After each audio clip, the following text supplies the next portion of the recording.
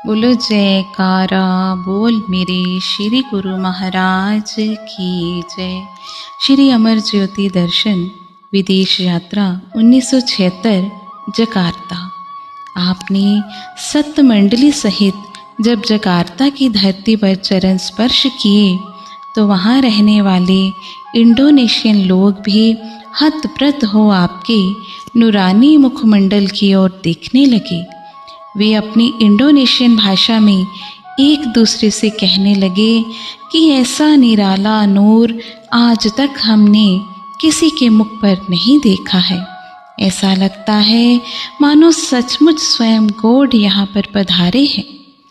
वहाँ के निवासी भक्तों जो उस भाषा को जानते थे ने उनसे कहा कि शुद्ध हृदय में ही ऐसी भावनाएं उत्पन्न होती हैं और भगवान स्वयं उन्हें दर्शन देने के लिए आते हैं।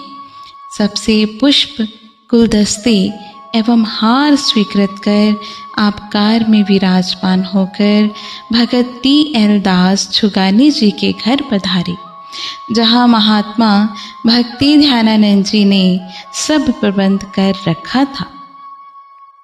गुरुमुख प्रेमियों ने महाप्रभु जी का भव्य स्वागत किया। उस घर में बने हुए श्री मंदिर में पत्र पुष्प भेंट कर विराजमान हुए। 4 दिन तक निरंतर वहाँ पर श्री दर्शन, सत्संग तथा सेवा का सौभाग्य प्रदान किया। रूहानी खुशी से माला माल किया। एक दिन आपने अपने पावन वचनों में फरमाया, काकभुशुंडी जी गरुड़ जी को समझाते हुए ज्ञान भक्ति के विषय में श्री रामचरितमानस में कथन करते हैं।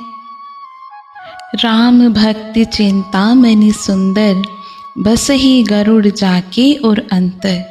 परम प्रकाश रूप दिन राति, नहीं कछु चाहिए दिया घृत बाती।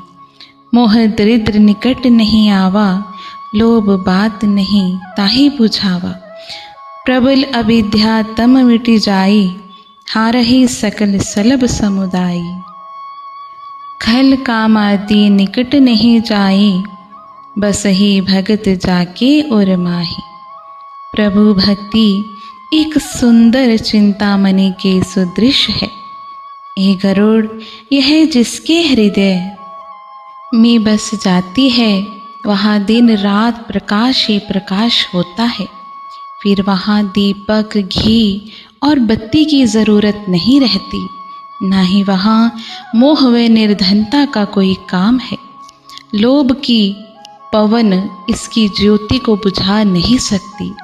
भक्ति की ज्योति से अज्ञान तिमिर नष्ट हो जाता है। अहंकार आदि पतंगे इसकी ज्योति पर जलकर भस्म हो जाते हैं। काम क्रोध आदि उस हृदय में प्रवेश नहीं कर सकती जिस हृदय में प्रभु भक्ति रूपी चिंतामणि जगमगा उठती है।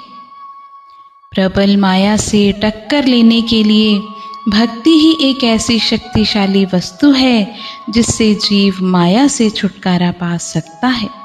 अन्य किसी कारण से इस पर विजय नहीं पाई जा सकती। माया से सुरक्षित वही रह सकता है जो नाम का आधार लेता है।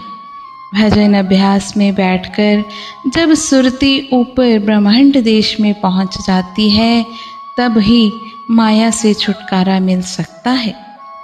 जीवात्मा अर्थात सुरती, जिसे आत्मा भी कहा जाता है, को ठहराने की 4 दशाएं कही गई हैं।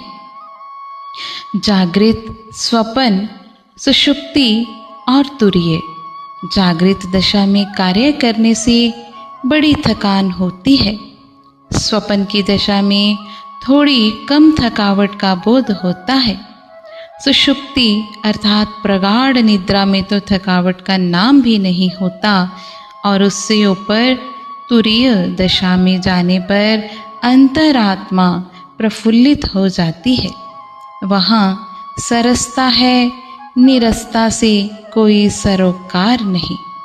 महापुरुष वहाँ ही निवास रखते हैं, इसीलिए उनका चित्त सदा प्रसन्न एवं हर्ष विभोर रहता है।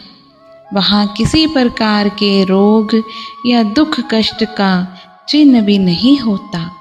महाप्रभु जी के इन गूढ़ भेद भरे श्री वचनों को श्रवण कर गुरुमुखों ने गहन शांति और आत्मिक आनंद की अनुभूति की। आपने फरमाया कि जकार्ता की जगारता। भगत जी ने विनय की, स्वामी जी आपने सचमुच ही हमारे हृदयों में नाम की ज्योति जगा दी है। आपके श्री दर्शन और सत्संग प्रवचनों से इतना रूहानी आनंद और आत्मिक सुख मिला है जो बेमिसाल है, अनमोल है, जिसका मूल्यांकन किया ही नहीं जा सकता। ग्रंथों और संतों की वाणियों में पढ़ा सुना है कि हृदय मंदिर में ज्योति जगती रहती है। आज आपने कृपा करके प्रत्यक्ष उस ज्योति को जगाकर हृदयों में उजाला भर दिया है। पुनः श्री वचन हुए, इसी तरह ही सदा अपने दिल में भक्ति नाम की ज्योति जगाए रखें। महापुरुषों को आप हमेशा ही अंग संग पाएंगे। यहाँ पर कुछ समय पश्चात श्री परमहंस अद्वैत मंदिर की स्थापना होगी। वहाँ पर भी पूर्ण आस्था एवं लगन से सेवा करते हुए अपने जन्म को सफल बना लें। बोलो जयकारा बोल मेरे श्री गुरु महाराज की जय। जय सच्चिदानंद जी।